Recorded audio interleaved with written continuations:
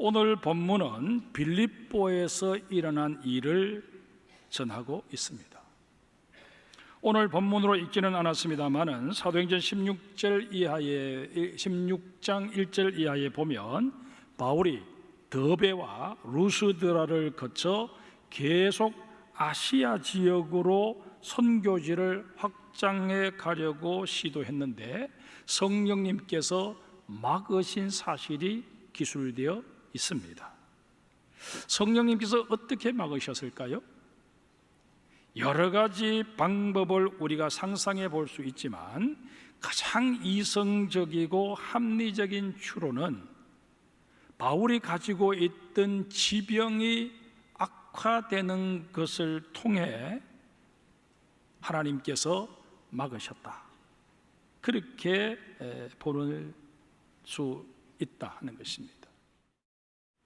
그런데 드로아에 이르러서 밤에 잠을 자는데 환상을 보게 됩니다. 마게도냐 사람 하나가 나타나서는 마게도냐로 건너와서 우리를 도우라, 그렇게 요청하는 것입니다. 이 사람이 누군지는 정확히 알 수 없습니다. 그런데 다수의 학자는 전후 사정을 고려해 볼 때 그리스, 페르시아, 인도를 점령하고 대제국을 건설했던 알렉산더 대왕이 아닐까 추측합니다. 그래서 그림도 그저 평범한 인물이 아닌 왕관을 쓰고 있는 그런 존재로 그려져 있는 것입니다. 빌립보라는 지명은 알렉산더 대왕의 아버지 이름을 본떠서 붙여진 것입니다. 오늘 보면 12절을 다시 한번 볼까요? 거기서 빌립보에 이르니 이는 마게도냐 지방의 첫 성이요 또 로마의 식민지라 이 성에서 수일을 유하다가. 다시 지도를 한번 보겠습니다. 사도 바울은 하루라도 빨리 로마를 방문하기를 원했습니다. 빌립보 성을 소개하면서 다른 표현도 많았을 터인데 굳이 로마의 식민지라고 사족을 붙인 게 그 증거입니다. 빌립보가 로마의 식민지인 만큼 이미 바울 일행은 로마 땅의 일부인 빌립보에 왔다 하는 사실을 밝히고 있을 뿐만 아니라 로마로 가려는 바울의 열망이 실제로 실현되고 있음을 간접적으로나마 드러내고자 이런 표현을 썼다는 것입니다. 로마인들에게 보낸 로마서에 보면 그 1장 10절에 바울의 머릿속에는 로마 방문을 하고 싶은 생각으로 가득 차 있음을 확인할 수 있습니다. 바울이 로마로 가고자 그렇게도 열망했던 이유는 아주 명료합니다.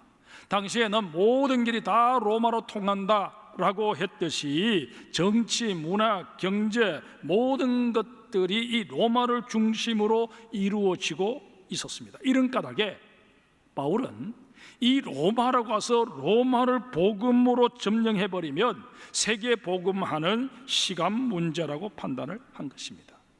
이렇게 볼 때 빌립보라고 하는 이 도시는 바울에게 있어서는 로마로 가기 위한 하나의 징검다리에 지나지 않는다, 그렇게 여겨질 수 있었습니다.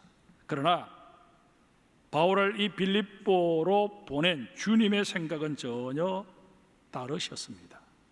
빌립보의 영혼을 구원하시고자 바울에게 그 빌립보에서 전혀 뜻밖의 인물을 만나게 하십니다. 그 당사자가 바로 루디아입니다. 바울 일행은 큰 기대를 안고 바다까지 건너 빌립보로 왔는데 막상 와서 보니 할 수 있는 일이 별로 없었습니다. 여느 도시처럼 유대인 해당이 있어야 그 해당을 찾아가서 성경을 강론한다는 핑계를 삼아 복음을 전할 수 있겠는데 해당이 없는 것입니다.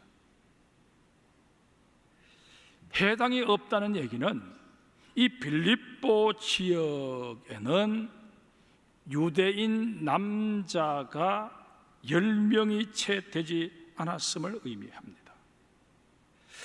유대인 회당을 건립할 수 있는 최소 인원이 성인 남자 10명이었기 때문입니다. 그런데 유대인 남자의 수가 부족해서 회당을 세울 수 없을 때 유대인들은 안식일이 되어도 그냥 아무런 모임도 갖지 않고 그렇게 지냈느냐? 그건 아닙니다. 도심 밖 한적한 곳에서 자기들만의 모임을 따로 가졌습니다. 마침 빌립보 성에도 도심에서 좀 떨어진 곳에 강기테스 강이 있었습니다. 이에 바울은 혹시나 하는 마음으로 강변으로 나가 보았고 거기서 한 무리의 여자들이 유대교 모임을 하고 있는 것을 발견하게 되었습니다. 가만히 분위기를 보니 그 무리를 이끄는 리더가 루디아라는 여인이었습니다. 루디아를 어떻게 소개하고 있습니까? 14절에 보면 두아디라 시에 있는 자색 옷감 장사로 소개하고 있습니다. 루디아는 두아디라에도 집을 두고 있고 그리고 빌립보에도 거처를 두고 그 두 곳을 오가면서 장사를 했던 그런 여인입니다. 여러 가지 정황상 루디아는 독신이었거나 아니면 남편을 사별한 여인이었을 가능성이 큽니다.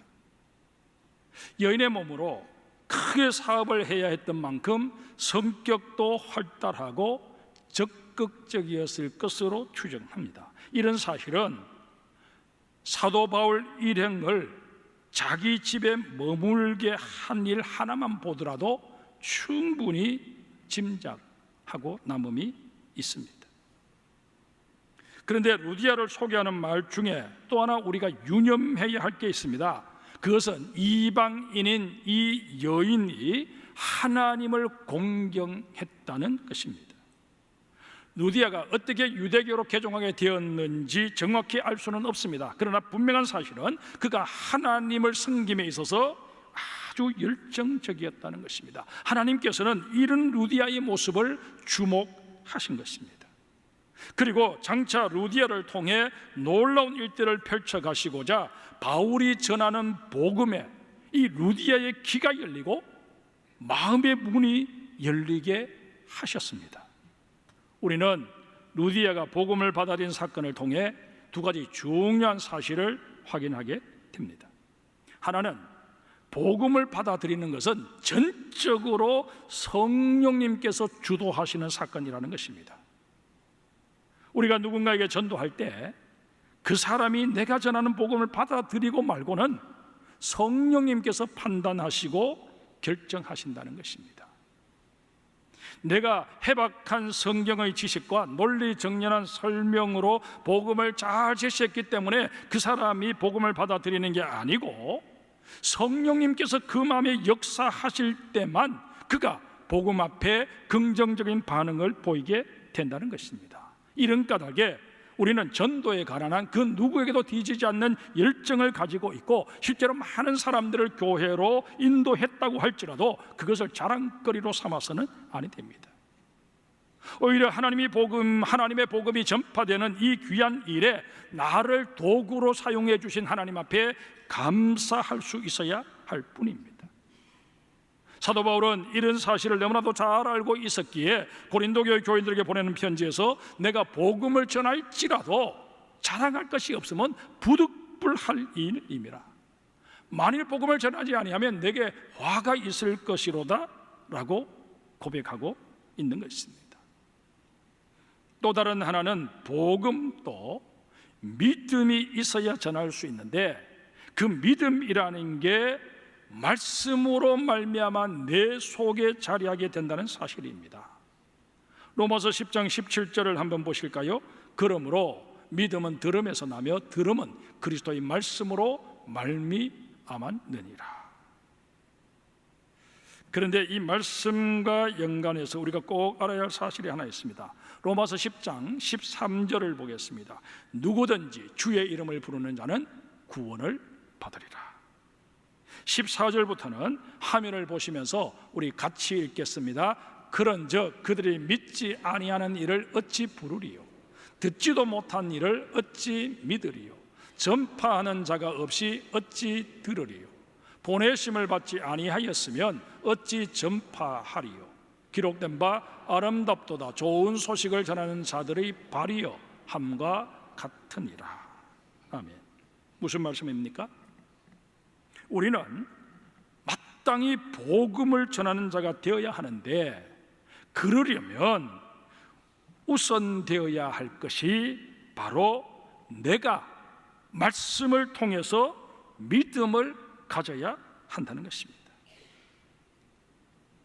내게 믿음이 없으면, 내게 구원의 확신이 없으면 설령 복음을 전한다 할지라도 그것은 지극히 형식적이고 의무적인 모습이 될 가능성이 큽니다.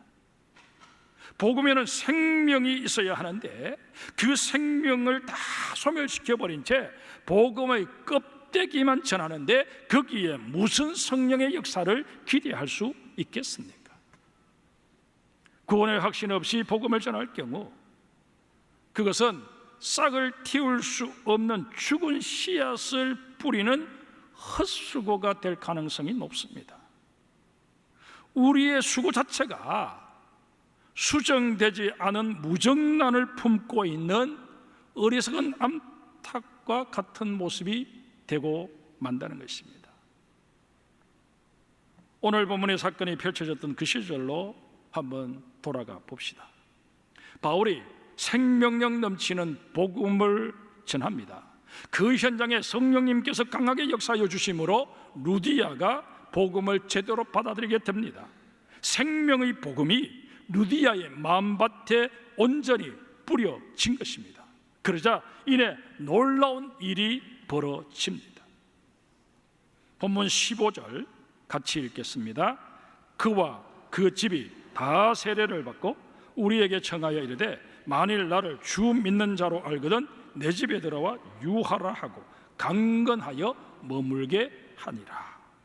여기서도 우리는 두 가지 사실을 발견하게 됩니다. 첫째는 루디아가 온 집안 식솔들과 함께 세례를 받았다는 사실입니다. 그런데 우리가 이 세례식과 관련해서 분명히 알아야 할 게 하나 있습니다. 우리가 그리스도의 신부가 되기는 했지만 여전히 신부로서 살아가는 일이 내게는 어색하고 서툴다는 것입니다. 세례 예식을 통해 그리스도의 신부가 된 우리 역시 그리스도께 나를 끊임없이 맞추어 가야 합니다. 어느 수준까지 그렇게 해야 할까요? 그리스도의 장성한 분량에 이르기까지 그렇게 해야 합니다. 여러분들이 그리스도의 장성한 분량이라고 하는 표현이 나오는 곳이 에베소서 4장 13절인데 우리 장성교회는 장성동에서 시작해서 장성교회가 아니고 바로 이 에베소서 4장 13절 그리스도의 장성한 분량에 이르는 교회가 되자 하는 그런 취지에서 우리 교회 이름을 장성교회로 정한 것 아니겠습니까? 그렇다면 다른 교회는 몰라도 적어도 이 장성교회에 속해 있는 우리는 하나님께서 나를 이 교회의 일원이 될 수 있도록 섭리하신 데는 나름대로 뜻이 있으시다 그렇게 깨닫고 우리는 그리스도의 장성한 분량에 이르기까지 끊임없이 자라가는 성도가 되어야 마땅할 줄 압니다. 두 번째로 발견하게 되는 것은 루디아의 아름다운 헌신입니다. 오늘 본문에 보면 루디아가 바울 일행에게 숙식을 제공한 것처럼 표현되어 있습니다만 실상은 자기 집에서 교회가 시작될 수 있도록 집을 내어놓은 것을 의미합니다. 루디아의 헌신은 빌립보 지역에 놀라운 복음의 역사를 이뤄내었을 뿐만 아니라 바울의 선교 사역에도 큰 힘이 되었습니다.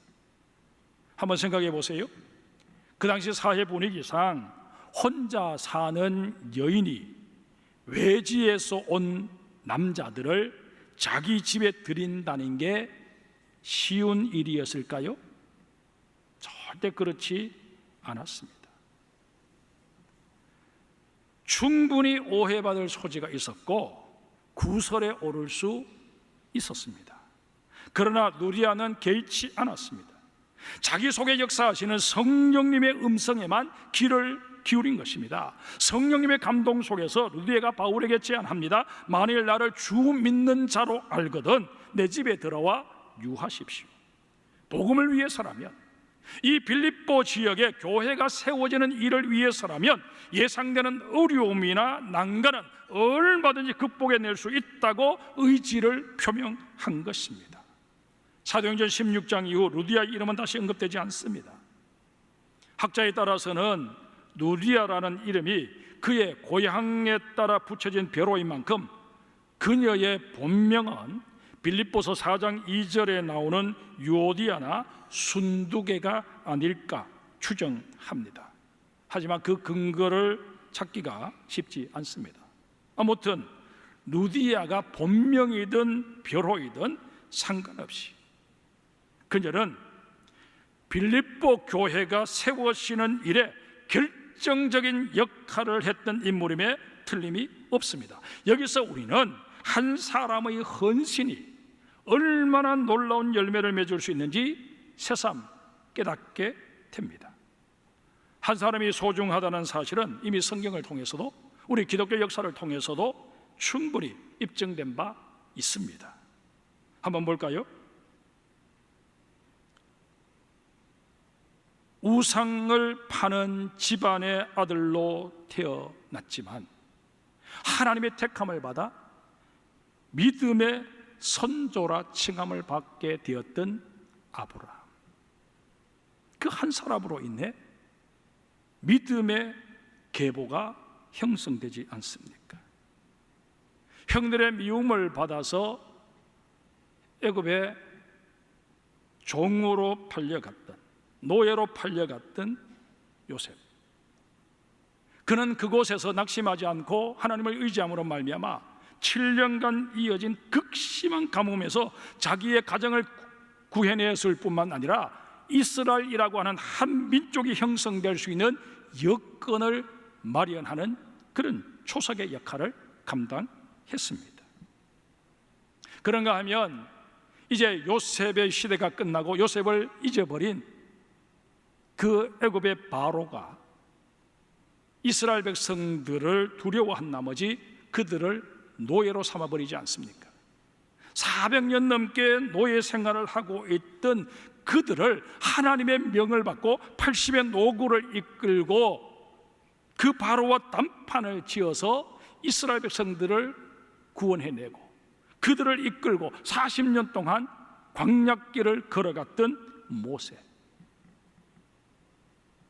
학자들의 연구에 따르면 본처가 아닌 후처에서 태어나서 가정에서 그야말로 애물단지처럼 늘 구박의 대상이 되었지만, 그러나 하나님을 바라보며 하나님의 눈적임을 받게 됨으로 말미암아 이스라엘 4분 5열 되어 있던 그 이스라엘을 하나의 왕국으로 건설해내고 주변의 모든 나라들을 다 속국으로 거느렸던 다윗,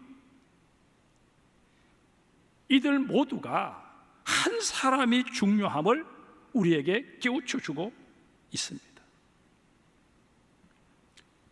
이들로 인해 이스라엘의 역사가 바뀌었을 뿐만 아니라 하나님의 구원 사역에도 놀라운 일들이 일어나지 않습니까?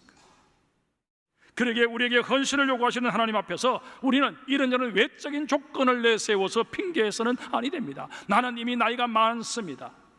나는 경제적으로 여유가 없습니다. 시간이 없습니다. 나는 건강이 여의치 못합니다. 나는 배움이 짧습니다. 이런저런 핑계를 대며 뒷걸음질 치는 우리가 되어서는 아니 됩니다. 나를 지으신 이가 누구십니까? 하나님 아니십니까? 나를 지금 이 자리에 세우신 분이 누구십니까? 지금 이 모습대로 살아가게 나를 도우시고 이끌어 가시는 분이 누구십니까? 하나님 아니십니까? 그렇다면 그 하나님 앞에 내 모습 이대로 받아 주옵소서 고백하며 주님의 부르심에 언제나 아멘하며 사는 우리 모두가 되어야 할 것입니다. 여러분이나 저나 세상적으로 크게 자랑할 것이 없을 수 있습니다. 그러나 하나님께서는 이런 우리를 향해 너는 내게 소중한 존재다 말씀하시며 내가 너에게 많은 기대를 가지고 있다 말씀하십니다. 이 하나님의 말씀에 용기를 내고 주님의 기대에 부응하기 위해 오늘도 내 삶의 자리에서 내가 돌릴 수 있는 하나님의 영광이 무엇인지를 생각하는 우리 모두가 되어야 할 것입니다.